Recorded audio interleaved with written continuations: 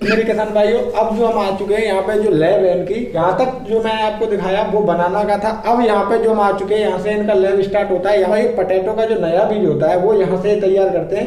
तो चलिए मैं आपको दिखाता हूँ। जो दोस्त पहली बार आए हैं चैनल को सब्सक्राइब कर लें और घंटी को भी दबा दें, जिससे हमारी अगली आने वाली वीडियो आपको मिल जाए सबसे पहले। जो टोटली ये रूम है ये भी बिल्कुल कंट्रोल टेम्परेचर, ह्यूमिडिटी सब यहाँ पे हम मेंटेन करते हैं।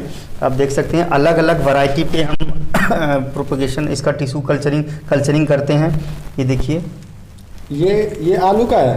हाँ, ये कुफरी संगम है। अच्छा, तो आप मेरे किसान भाइयों को ये बताइए कि किस तरीके से, जैसे कि ये दिख रहा है, आप मुझे छोटा सा पौधा इसमें दिख रहा है, ये तैयार हो चुका है? हाँ, ये सब कल्चरिंग के लिए रेडी है। अच्छा जी। जी, ये सब कल्चरिंग के लिए रेडी है। आप इसमें रूट देख सकते हैं।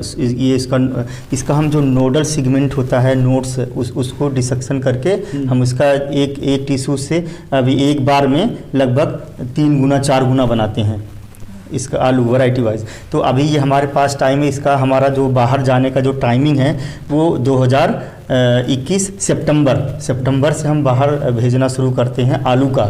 और ये हमारा जो केला है ये हम फरवरी मार्च से भेजना शुरू करते हैं। अभी इसके पास टाइम है, अभी हम इसको मल्टीप्लाइज करते हैं। पोटैटो में जो हम मल्टीप्लाइज करते हैं वो 3 से 4 गुना बढ़ता है। एक बार में एक प्लांट है वो एक बार उसकी जो सब कल्चरिंग होती है वो 21 दिन में 3 वीक में ही रेडी हो जाता है और उससे 3 गुना 4 गुना बढ़ता जाता है। तो ये फास्ट, इसका मल्टीप्लिकेशन फास्ट होता है, जिससे हम अधिक से अधिक प्लांट जिस वैरायटी का डिमांड होता है उसके अकॉर्डिंग हम प्रोड्यूस करके मार्केट में वहाँ पर अपना कल्टिवेशन करके फिर हम सीड सप्लाई करते हैं मार्केट में। ट्यूबर्स भी सप्लाई करते हैं जिसको G0 का भी हमारे पास अवेलेबल होता है ट्यूबर्स, G1 भी अवेलेबल होता है, G2, G3, G4, सब तरीके की सब वैरायटी का। जैसे कि आपने ये मुझे दिखाया, ठीक है।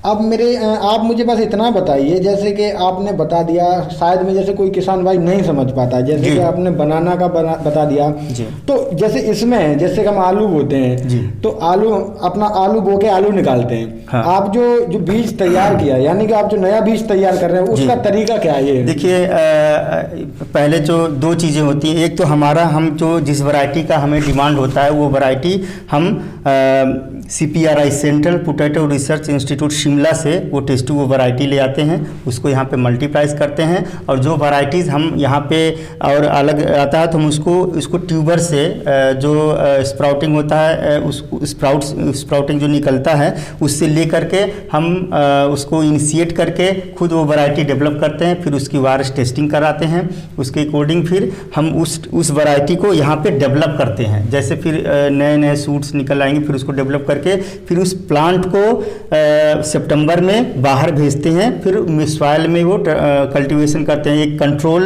इंसेक्ट प्रूफ एरिया में।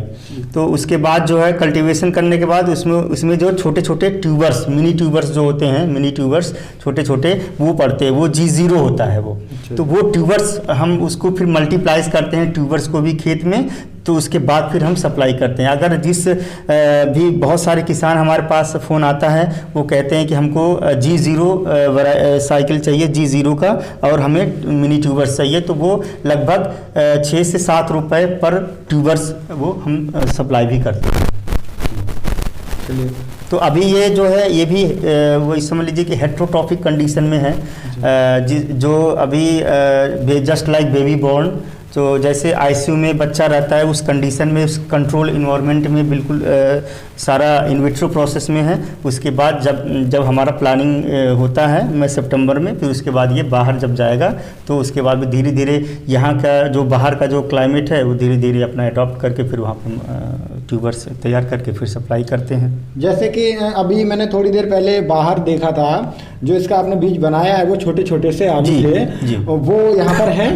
हाँ जी, वो है, वो जो मिनी ट्यूबर्स है हमारे, जो वहाँ पे हम कल्टीवेशन करते हैं फील्ड में, वो हम मिनी ट्यूबर्स अपना वैरायटी वाइज पूरा टैगिंग करके सब अच्छे से मेंटेन करके उसके बाद वो हम कोल्ड स्टोरेज में अपना रखते हैं। फिर जब सीज़न मार्केट खुल जाता है कि ये क्या रेट चल रहा है, उसके बाद मार्केट रेट पे, वो सिनेरियो पे डिपेंड करता है मार्केट रेट पे, तो उसके अकॉर्डिंग फिर हमारा सप्लाई शुरू हो जाता है ट्यूबर्स का। तो मेरे किसान भाइयों, जैसा कि इनसे जो बीज बनता है छोटा छोटा सा, वो मैं आपको थोड़ी देर में, मैं जा रहा हूँ बाहर निकलते हुए, तो मैं आपको दिखाऊंगा। चलिए जी, थैंक यू। मीडिया मैंने बताया कि जो न्यूट्रिशन सॉइल में होता है, बेसिक MS बेसिक हम बनाते हैं मुरासिक स्कूब मीडिया, उसमें हम प्लांटेशन करने के लिए इसमें जो भी केमिकल्स, ये हमारे केमिकल्स हैं सारे, और केमिकल्स को हम इसमें, ये हमारा वेइंग बैलेंस है, इसका सबका कैलिब्रेट होता है करने के बाद फिर उसको हम वेइंग करके फिर उसके अकॉर्डिंग हम मीडिया प्रिपरेशन पूरा यहाँ पे करते हैं। ये नॉन स्टरलाइज्ड एरिया में आता है, तो प्रिपरेशन करने के बाद फिर हम उसको ऑटोक्लेव में करते हैं। तो जितने भी केमिकल स्टोरेज हैं, केमिकल्स हैं हमारे, वो सारा हम इसमें वेइंग करते हैं, वेट करते हैं उसका, और यहाँ पे मीडिया प्रिपेयर करके ऑटोक्लेव करने के लिए, स्टरलाइज्ड करने के लिए दूसरे रूम में पासिंग बॉक्स के थ्रू भेजते हैं। तो सर अब ये एरिया कौन सी है बता दीजिए।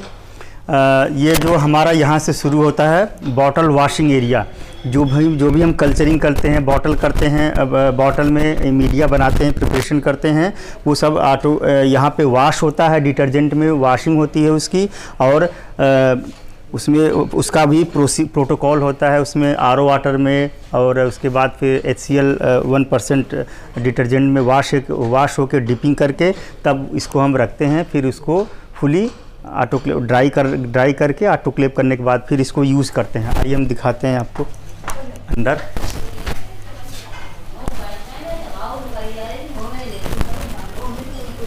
ये हमारा बॉटल वॉशिंग एरिया, ये बॉटल वॉश हुआ है, आप ये देख सकते हैं कि डिटर्जेंट में वॉश कर रही हैं। उसके बाद ये HCl सोल्यूशन है हाइड्रोक्लोरिक एसिड में, फिर ये RO वाटर में डिपिंग होती है इसकी, और उसके बाद यहाँ स्टोरेज करके अंदर फिर शाम को अंदर करते हैं इसको। अब इसके बाद आता है ये हमारा ऑटोक्लेव। जब मीडिया, जो आपने देखा होगा मीडिया प्रिपरेशन रूम है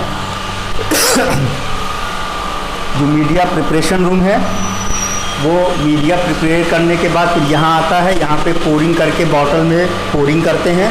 बॉटल में पोरिंग करने के बाद स्टरलाइज जो होता है, बेसिकली ऑटोक्लेव क्या है, स्टीम स्टरलाइजेशन। जो भी हम कल्चरिंग करते हैं मीडिया को, या कोई भी इक्विपमेंट से कोई भी मटेरियल हो, तो उसको हम फुली स्टरलाइज्ड करके ही अंदर लेते हैं। जैसे ये ऑटोक्लेव है, इसमें 121 डिग्री सेंटीग्रेड पे हम स्टरलाइज करते हैं, स्टीम स्टरलाइजेशन, यानी कि, और 15 PSI प्रेशर पे इसको मेंटेन करके फिर इसको स्टरलाइज करके, और ये पासिंग बॉक्स बना हुआ है हमारा, ये fully sterilize area, media storage room. यहाँ से निकाल के इसमें रख देते हैं, फिर इसको बंद कर देते हैं। फिर अंदर का जो बंदा है, फिर वो वाला डोर, डबल डोर है ये, उसको डोर खोल के उसको स्टोरेज कर लेता है। ये प्रोसेस है इसका। तो मेरे किसान भाइयों, अब तक आपने जितनी भी जानकारी ली, जो नया बीज बनाया जाता है तो बायो प्लांट जो बोलते हैं, तो टोटल जानकारी में सर ने आपको दी। अब मैं जो वीडियो में आगे बताने वाला हूँ कि इसको आप बीज को इनके को कैसे मंगा सकते हैं, कैसे है, तो बाहर चल के बात करते हैं। तो मेरे किसान भाइयों, अब हम बाहर आ चुके हैं। अब आपको ये दिखाएंगे कि जो है अंदर आपको दिखाया कि किस तरीके से बायो प्लांट में जो बीज तैयार करते हैं, फिर वो किस तरीके से बाहर भेजा जाता है, कौन सा भेजते हैं, बताइए सर हमारे किसान भाइयों को। अभी आपने देखा, जो मैंने आपको दिखाया था कि लास्ट स्टेज जो हम इन विट्रो करते हैं, लैब में जो करते हैं, ये लास्ट स्टेज है इसका। इसके बाद फिर ये बाहर आ जाता है प्राइमरी हार्डन के लिए, फर्स्ट हार्डनिंग जिसको बोलते हैं। बनाना G9 प्लांट, बनाना G9 आप देख सकते हैं, इस पे मेंशन भी है, ये बनाना G9 वैरायटी है, ग्रेड 9। इसको इसके बाद फिर हम जब ये अब रेडी है ये बाहर जाने के लिए, तो बाहर जो है जो पौधा है ये हम कोकोपीट में करते हैं, उसको बोलते फर्स्ट हार्डनिंग बोलते हैं। 98 कैविटी का ट्रे है, ये है हमारा फर्स्ट हार्डनिंग पौधा। अब ये इसमें प्लांटेशन ट्रांसप्लांट कर देंगे कोकोपीट में, इसमें सब ब्रिक्स लगे हुए हैं। उसके बाद कोकोपीट निकल आता, हम जानते हैं इसको, ये निकल जाता है। अभी ये 2 हफ्ते का है, और लो टेम्परेचर होने के कारण थोड़ा स्लो ग्रोथ है इसकी, टेम्परेचर लो है, इसलिए इस कंडीशन में अभी क्या है कि वहाँ से आने के बाद इसमें हम क्या करते हैं कि टनल में जैसे 25-26 आपने देखा कि 24 वहाँ पे एक कंट्रोल इन्वायरमेंट में सारे पौधे कल्चर रहते हैं, जैसे 24-25 डिग्री सेंटीग्रेड में रहते हैं। तो हम यहाँ पे 27-28 एक हफ्ते 10 दिन तक 2 हफ्ते तक 27-28 डिग्री मेंटेन करते हैं और 70% ह्यूमिडिटी मेंटेन करते हैं, 75%।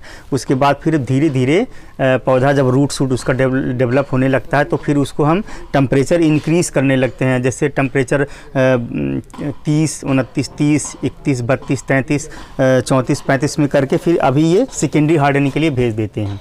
और आलू के बारे में और बताइए हमारे किसान। और आलू के लिए जैसे आपने देखा कि ये टेस्ट ट्यूब जैसे ये कल्चरिंग किया हुआ है उस वैरायटी को, जब ये सितंबर में हमारी प्लानिंग के अकॉर्डिंग कल्चरिंग हो जाता है तो हम सितंबर में इसको एक कंट्रोल इंसेक्ट प्रूफ एरिया में इसको हम प्लांटेशन करते हैं। फिर प्लांटेशन करने के बाद फिर उसमें छोटे छोटे मिनी ट्यूबर्स जो होता है उसको हम लेते हैं और उस वैरायटी वाइज उसको मेंटेन करने के बाद वो हम स्टोरेज करते हैं।